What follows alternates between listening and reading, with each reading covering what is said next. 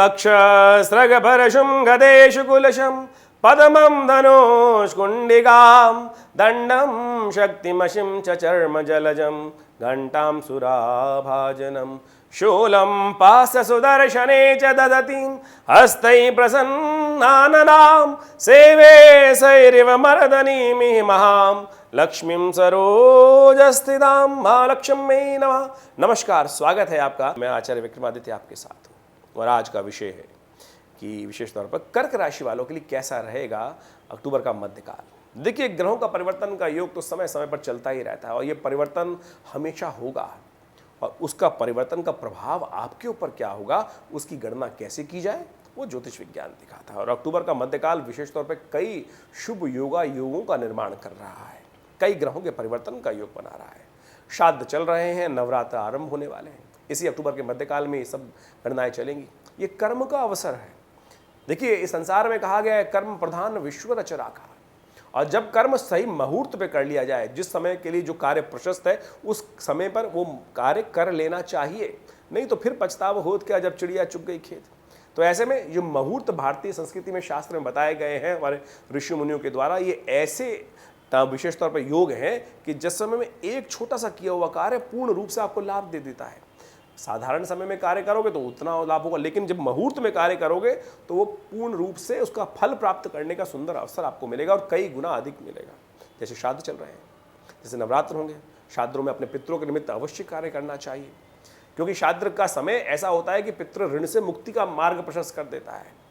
और पितृ जब प्रसन्न हो जाते हैं, कहा जाता है कि अपेक्षा करते हैं कि हमारी संतति हमारे लिए कुछ करती है कि नहीं करती, जिनके लिए सब कुछ विशेष तौर पर जिनके कारण से हम जीवन में विद्यमान हैं, हमारा उनके प्रति दायित्व है। शास्त्र अतज्य वर्ग कहा गया है, ये काम पूजा करो ना करो वो आपके ऊपर है।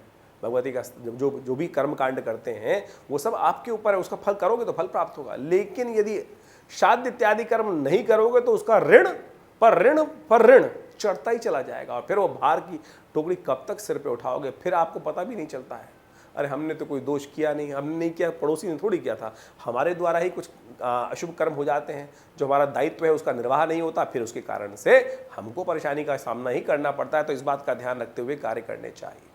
तो आप जितने सुंदर तरीके से कार्य करेंगे उतने कल्याण के योग बनेंगे, तो इस बात को अवश्य ध्यान रखना चाहिए। देखिए, बात रही अक्टूबर वालों की, तो अक्टूबर के मध्यकाल में आप समझ लीजिए इस आश्विन मास के अंदर कई सारे परिवर्तन के योग बन रहे हैं। एक तो 5 शनिवार पड़ गए।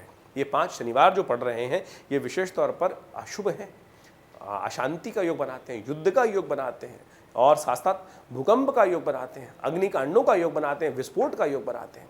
5 सोमवार भी पड़ रहे हैं इस पक्ष के अंदर, तो विशेष तौर पर ये जो है कई प्रकार से जो 4 जो योग बन रहे हैं इन सबको हमें अच्छे से समझते हुए कार्य करने का प्रयास करना चाहिए। ये योग जो है कहीं ना कहीं परेशानी का योग दे सकता है, तो ऐसे में ध्यान रखते हुए कार्य करने की ज़रूरत है। इसके साथ साथ कई ग्रहों का परिवर्तन का योग भी बन रहा है। इस पक्ष यदि हम बात करें तो एक तिथि घटी और एक तिथि बढ़ गई। तो जो सट्टे बाजार में, बिजनेस में, शेयर में काम कर रहे हैं ऊपर विशेष तौर पर उनको ध्यान रखना चाहिए कि भाव में अस्थिरता रहने का योग दिखाई देता है। एकदम भाव घटेगा फिर बढ़ेगा फिर घटेगा।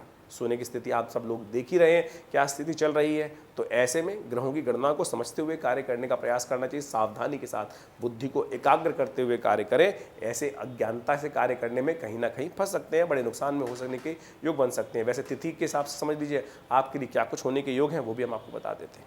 सबसे पहले 11 अक्टूबर की बात कर लेते हैं। 11 अक्टूबर की बात में ग्रहों का योग दिखाता है कि उस दिन आश्विन मास के कृष्ण पक्ष की द्वादशी तिथि है और बुधवार का अवसर है। और ग्रहों का योगायोग आपकी राशि के अनुसार से बात करें तो बड़ा अनुकूल दिखाई देता है। आप यदि अपने बड़ों का आशीर्वाद लेकर, अपनी माताजी का आशीर्वाद लेकर, पिताजी का आशीर्वाद लेकर कोई भी कार्य करेंगे तो अवश्य आपके लिए कल्याणकारी योग बनेंगे। और जो अब बड़े पुण्य वाले हैं उनके माता पिता उनके साथ विराजमान है तो उनका आशीर्वाद लेने का प्रयास करें। आपकी राशि के अनुसार से बात करें कर्क राशि वालों के लिए, ऐसे में यदि माता पिता साथ नहीं हैं, पलायन कर चुके हैं, तो उनके निमित्त श्राद्ध अवश्य कर लीजिए। उनके आशीर्वाद से आपके वारे न्यारे हो सकते हैं। तिथि तो यही बता रही है। द्वादशी का श्राद्ध इस दिन किया जाएगा। ग्रह योग विशेष तौर पर बड़े ही आपके लिए शुभ बने हुए हैं। ऐसे में शुभ लाभ आपको लेने का प्रयास करना चाहिए। बड़ा सुंदर रहेगा, लाभ के योग बनते दिखाई दे रहे हैं। तो ऐसे में धन लाभ के लिए चाहते हैं तो अपने माता पिता का आशीर्वाद लेकर सुबह सुबह उनके दर्शन करके उनका आशीर्वाद दीजिए, काम पे लग जाइए, देखिए कुछ न कुछ वारा न्यारा होने के योग बन सकते हैं। वहीं 12 अक्टूबर की यदि हम बात करें तो ग्रह गणना विशेष तौर पर दिखा रही है गुरुवार का अवसर, आश्विन मास, शुक्ल कृष्ण पक्ष, त्रयोदशी तिथि, प्रदोष भी इस दिन है, मासिक शिवरात्रि का योग भी पड़ रहा है और त्रयोदशी का श्राद्ध भी इस दिन किया जाएगा। ग्रहों का योग परिवर्तन की तरफ जा रहा है और यह परिवर्तन आपके लिए बड़ा कल्याणकारी रहेगा। ऐसे में भगवान शिव का ध्यान, आपकी राशि के अनुसार से योग भी ऐसा बन रहा है कि शिव का ध्यान करने से समस्त प्रकार के कष्टों को दूर करने का योग बन सकता है। शाम के समय कन्या राशि में चंद्रमा प्रवेश कर जाएगा और साथ साथ उस दिन प्रदोष का काल भी आ जाएगा। ऐसे में आने वाले दिनों को शुभ करने के लिए भगवान शिव का प्रदोष दोष रहित काल, जब सूर्यास्त हो जाए उसके बाद करीब करीब जो 2 घड़ी का समय हो, ऐसे में जाकर उस समय शिवरात्रि भी रहेगी, मासिक शिवरात्रि, ओम नमः शिवाय का जप करते हुए भगवान का इच्छु रस के साथ, गन्ने के रस से अभिषेक करना आपके लिए समस्त कष्टों को दूर करने वाला रहेगा। इस दिन गुरु प्रदोष है, गुरुवार और प्रदोष का योग बन रहा है, इस मुहूर्त को निकालिएगा मत, बहुत सोच समझ के इस कार्य को हम आपको बता रहे हैं। अवश्य 1 घड़ी आधी से पुनियाद, तुलसी संगत साथ की, हरे कोट अपराध अवश्य करने का प्रयास कीजिएगा। और हम बात कर लेते हैं 13 तारीख की। 13 तारीख को विशेष तौर पर ग्रह गणना के साथ पंचांग भी समझ लीजिए। आश्विन मास, कृष्ण पक्ष, शुक्रवार का अवसर, चतुर्दशी तिथि, चतुर्दशी का श्राद्ध इस दिन किया जाएगा। ग्रह गणना आपके लिए बड़ी अनुकूल बनी हुई है, लेकिन विशेष तौर पर एक समस्या उत्पन्न करी, थोड़ा खर्चे बढ़ा सकती है। और एक बात का ध्यान रखिएगा, आलस्य में मत रहिएगा, विवादों में मत फंसिएगा। लोग आपके समय को सदुपयोग अगर नहीं करते हुए अपने लिए सदुपयोग कर सकते हैं, आपके लिए परेशानी खड़ी कर सकते हैं। फालतू के कामों में ना फंसे, थोड़ा स्वार्थी बने, अपने लिए अपने समय को लगाने का प्रयास कीजिए। यह आपके लिए बहुत अनुकूल है, बहुत जरूरी है, इस बात का ध्यान रखते हुए कार्य करना चाहिए। गौ पूजा आपके लिए बड़ी श्रेष्ठ है। गाय के विशेष तौर पर गौशाला में जाकर कुछ अन्न इत्यादि गाय को अवश्य देने का प्रयास कीजिए। अपने हाथ से रोटी खिला दीजिए, हरा चारा डाल दीजिए, ज्वार डाल दीजिए, विशेष तौर पर मक्का डाल दीजिए। ये सब ग्रह योग के अनुसार से बड़ा शुभ रहेगा आपके लिए। 14 तारीख की यदि हम बात करें, शनिवार का अवसर, अमावस्या तिथि, शनिचरी अमावस्या का योग बन रहा है और यह अमावस्या बेहद खास है। संपूर्ण अमावस्याओं में, पूरे वर्ष में आने वाली अमावस्याओं में यह अमावस्या विशेष तौर पर पितरों के लिए सबसे शुभ मानी जाती है। हम सबको, यदि हम भूल भी गए, बहुत सारे लोग भूल गए थे कौन सी तिथि में किसका श्राद्ध करना था, चलिए कोई बात नहीं, ये अमावस्या है ना, इस दिन अवश्य ब्राह्मणों को भोजन करा दीजिए, गरीबों को भोजन करा दीजिए। गऊ में शाला में जाकर गऊ का जो हार है वो अवश्य देने का प्रयास कीजिए। अपने पितरों के निमित्त गायत्री का यज्ञ कर दीजिए, पितृ गायत्री का पाठ कर दीजिए। अपने पितरों के निमित्त तर्पण, श्राद्ध इत्यादि समस्त कर्म इस दिन अवश्य करने का प्रयास करें। भूले बिसरे जो भी हैं, पता नहीं कितने को तो याद होगा, कितने को तो हम ही भूल गए। कौन कौन हमारे, हर शास्त्र विद्यमान है, शास्त्र प्रमाणित करता है कि 3 पीढ़ी तक आप हर व्यक्ति को अवश्य अपने पितरों के निमित्त श्राद्ध कर्म इत्यादि करने चाहिए और ये वही तिथि है। इस दिन अवश्य आप करने का प्रयास कीजिए। देखिएगा, ऐसा लगेगा कि भार कट गया, कोई कार्य नहीं हो रहा था वो भी रुकावट दूर हो जाती है उनकी कृपा से। तो अवश्य करने का प्रयास कीजिए। ये तिथि बहुत शुभ है। ग्रह गणना के अनुसार से यदि हम बात करें तो आपके लिए समय अनुकूल बना हुआ है। लाभ के योग प्रशस्त होंगे, आपका पराक्रम अद्भुत होगा, आगे बढ़ने के योग अच्छे बनते दिखाई दे रहे हैं। उपाय के तौर पर जो उपाय बताएं उनको कर सबसे श्रेष्ठ उपाय इस तिथि के अनुसार से अवश्य समय निकालकर करने का प्रयास कीजिए। 15 तारीख बड़ी महत्वपूर्ण है। नवरात्र आरंभ हो रहे हैं और शारदीय नवरात्र अपने आप में सिद्ध मुहूर्त कहे जाते हैं। कहा जाता है कि माँ भगवती स्वयं समस्त मनोकामनाओं को सिद्धि देने का स्वयं संकल्पबद्ध होती हैं और ऐसे में इस बार तो नवरात्र जो है भगवती सिंह पर, विशेष तौर पर हाथी पर आरूढ़ होकर आ रही हैं, महालक्ष्मी का वरदान देने के लिए आ रही हैं और आपकी राशि के अनुसार से योग भी बड़े सुंदर बन रहे हैं। ग्रह योग बड़े परिवर्तन का योग बना रहे हैं और ग्रहों का यदि हम बात करें तो उस दिन चंद्रमा परिवर्तन की तरफ जा चुका है। सुबह 5:17 पर परिवर्तन करके तुला राशि में प्रवेश करेगा, आपके चतुर्थ भाव में प्रवेश करेगा, सामने बृहस्पति विद्यमान रहेगा। तो माँ भगवती महालक्ष्मी की कृपा प्राप्त करने का सुंदर अवसर है। तो सुंदर तरीके से लाभ लेने का प्रयास करें। थोड़ा ध्यान रखिएगा स्वास्थ्य का। अच्छा ये रहेगा कि चावल इत्यादि का दान करके स्वास्थ्य को ठीक करने का आप प्रयास कीजिए। रविवार का अवसर है।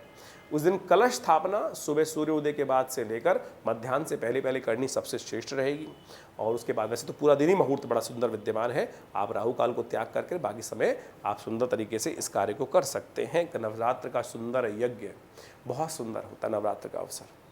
और हमारे विवेकानंद योगाश्रम में जो भगवती दुर्गा का श्री विग्रह प्रतिष्ठित है वो 400 साल से भी पुराना श्री विग्रह है, जो 1947 में मुल्तान से हमारे आश्रम में पधारे भगवती का श्री विग्रह। एक व्यक्ति मुल्तान से संदूक में बंद कर कर कैसे कैसे बचाकर वो मूर्ति लेकर आया, और हमारे पिता आचार्य श्री केशव देव जी महाराज ने आश्रम पर, विवेकानंद योगाश्रम में उनकी प्रतिष्ठा स्थापना करी, और सुंदर तरीके से उनके निमित्त नित्य प्रति यज्ञ चलता है, 8 घंटे यज्ञ चलता है। और नवरात्रों में विशेष तौर पर दुर्गा सप्तशती का सहस्त्र चंडी महायज्ञ आश्रम पे किया जाता है। आप भी सादर आमंत्रित हैं, उसमें आइए और बैठिए, देखिए। कष्ट जीवन में आना यदि अवश्यम भावी है तो उसका जाना भी अवश्यम भावी हो सकता है माँ की कृपा से। कुपुत्रो जायेति क्वचिति को माता न भवति, तो माँ का सानिध्य जिनको मिल जाता है उनके जीवन से समस्त प्रकार के कष्ट दूर हो जाते हैं। क्यों? क्योंकि माता समस्त कल्याण करने का आशीर्वाद प्रदान करती है। तो अवश्य इस जगह ध्यान करते हुए आप सब लाभ ले सकते हैं। 16 तारीख के दिन बात करें तो उस दिन ग्रह गणना विशेष तौर पर परिवर्तन की तरफ है और आपके लिए बड़ा सुंदर योग बन रहा है। सुख प्राप्ति का योग बनता दिखाई दे रहा है, लेकिन स्वास्थ्य का थोड़ा ध्यान रखने की जरूरत दिखाई देती है। द्वितीय है, उस दिन नवरात्र का द्वितीय अवसर है। माँ भगवती ब्रह्मचारिणी देवी की आराधना करने का सुंदर अवसर है। या देवी सर्वभूतेषु बुद्धि रूपेण संस्था नमस्तस्यै नमस्तस्यै नमस्तस्यै नमो नमः, इस मंत्र का जप विशेष तौर पर कर कर आप अपने ग्रहों को शुभ कर सकते हैं। और भगवती को विशेष तौर पर सफ़ेद पुष्पों की माला अर्पित करने का शास्त्र में नियम बताया गया है। बिल्वपत्र के द्वारा भगवती का पूजन किया जाना चाहिए। कहा जाता है भगवती ने सहस्त्र वर्ष आराधना इसी स्वरूप में, ब्रह्मचारिणी स्वरूप में की थी, तब शिव को प्राप्त किया था। और उसमें कहा जाता है कि उन्होंने केवल पत्ते इत्यादि का भक्षण, बिल्वपत्र इत्यादि के भक्षण, फल इत्यादि का भक्षण करके ही जीवन यापन किया था। तप रहित जनित तप के संयुक्त होकर जीवन जिया, तब जाकर सत्य की प्राप्ति, शिव की प्राप्ति हुई। तो आराधना का अवसर है, साधना का अवसर है, उपासना का अवसर है। चंद्र दर्शन का योग बनेगा। शाम के समय थोड़ी देर के लिए चंद्र उदय होंगे और ऐसे में चंद्र दर्शन कर कर गौ सेवा अवश्य करें, माता पिता का आशीर्वाद लें, कल्याण के योग बनेंगे। ये सुंदर आशीर्वाद है। ग्रहों का योग आपके लिए अच्छा बना हुआ है। 17 तारीख की यदि हम बात करें तो बड़ा महत्वपूर्ण परिवर्तन का योग है। सूर्य परिवर्तन की तरफ जा रहे हैं, सिंह कन्या से निकलकर तुला राशि में प्रवेश कर रहे हैं। और ये लेकिन ये परिवर्तन होगा रात्रि में 1 करीब 30 मिनट पर, यानी अगले दिन सुबह, उसका अगले दिन संक्रांति का पुण्य माना जाएगा। ऐसे में ग्रहों की गणना विशेष तौर पर दिखा रही है कि आपकी राशि के अनुसार से जो योग बन रहे हैं वो आपके लिए थोड़ा सा इमोशनल फैक्टर कहीं ना कहीं कष्ट दे सकता है। आप अपने इमोशंस को थोड़ा बढ़ाने का प्रयास कीजिए। देखिए ऐसे में उपाय क्या बताएं? चंद्र घंटा देवी की आराधना की जाती है। आपका चंद्रमा क्षीण हो रहा है, लेकिन चंद्र घंटा की आराधना का अवसर भी है। भगवती को सिंदूर अर्पित कर दीजिए, चंद्रमा भी प्रशस्त हो जाएगा और आपके लिए विजय का रास्ता भी प्रशस्त हो जाएगा। विजय शंखनाद भगवती के द्वारा उपस्थित आपके लिए होगा। तो माँ भगवती चंद्र घंटा की आराधना करना आपके लिए सबसे शुभ दिखाई देता है। तो सुबह का समय अच्छा है, लेकिन दोपहर के बाद का समय थोड़ा इमोशनली वीक रहता दिखाई दे रहा है। उसके लिए हमने उपाय बता दिया है, ये कर लीजिए, कल्याण के योग बनेंगे। 18 तारीख की ग्रहगणना विशेष तौर पर दिखा रही है कि उस दिन बुधवार का अवसर है और साथ साथ चतुर्थी तिथि है। माँ कुष्मांडा की आराधना करने का अवसर है। और ऐसे में जो विशेष तौर पर सूर्य की संक्रांति का पुण्य अगले इस दिन रहेगा बुधवार को। साथ साथ तुला राशि में बुध भी प्रवेश कर जाएंगे अस्त अवस्था में। और ऐसे में बुध का थोड़ा सा कमजोर होना ये एक चिंता का विषय है। भगवान गणेश की आराधना करनी चाहिए। बुध अस्त अवस्था में आपकी राशि के अनुसार इन बात में चतुर्थ भाव में प्रवेश करेंगे, थोड़ी मैनेजिंग कैपेसिटी में दिक्कत आ सकती है। ऐसे में भगवान गणेश का पूजन करना, गणेश जी को दूर्वा अर्पित करना, माँ भगवती कुष्मांडा का ध्यान करते हुए पेठे का भगवती को भोग लगाना, मंदिर में चढ़ाना, उसके बाद उनको वितरण करना, यह आपके लिए बड़ा अच्छा योग बनेगा। इसको आप लाभ ले सकते हैं। इस दिन सर्वार्थ सिद्ध योग विद्यमान रहेगा, जो सूर्य उदय से लेकर शाम को रात्रि को 8 बजे तक विद्यमान रहेगा। इसका कोई नया कार्य आरंभ करने के लिए आप कार्य कर सकते हैं। 19 तारीख की ग्रह गणना समझ दिखाती है बृहस्पतिवार का अवसर और अश्विन मास की पंचमी तिथि शुक्ल पक्ष की। माँ भगवती स्कंद माता की आराधना का सुंदर अवसर है। ग्रह योग परिवर्तन की तरफ जाएंगे आपके लिए, और ये परिवर्तन आपके लिए विशेष तौर पर 2 दिन ध्यान रखने वाला रहेगा। आपका थोड़ा इमोशनल फैक्टर रहेगा, लेकिन बाकी सब चीज़ आप कंट्रोल कर सकते हैं। ऐसे में आपको अच्छा सा ये रहेगा कि माँ भगवती के निमित्त आप गरीब बच्चों में विशेष तौर पे कुछ मिठाई इत्यादि का वितरण कर दीजिए, हलवे इत्यादि का वितरण कर दीजिए। इस सबसे आपके कष्टों को निवारण करने का योग बन सकता है। और मंत्र बता देते हैं, या देवी सर्वभूतेषु मातृरूपेण संस्थिता नमस्तस्यै नमस्तस्यै नमस्तस्यै नमो नमः। इस मंत्र का जप करें, कल्याणकारी योग बनेंगे।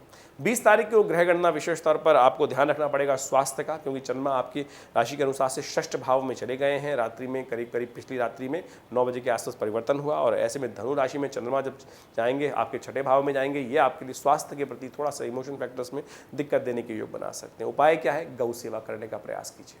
माँ भगवती कात्यायनी की आराधना करने का प्रयास करें। माँ भगवती कात्यायनी को प्रसन्न करने के लिए कमल का पुष्प उन्हें अर्पित कर लेना चाहिए। सुबह से रवि योग विद्यमान रहेगा, और इस रवि योग के अनुसार से यदि आप कोई नया कार्य आरंभ करना चाहते हैं तो माँ भगवती कात्यायनी का ध्यान करते हुए उनका पूजन करें। सर्वमंगल मांगल्ये शिवे सर्वार्थ साधिके शरण्ये त्र्यंबके गौरी नारायणी नमोस्तुते, इस मंत्र का जप करें, कल्याणकारी योग बनेंगे।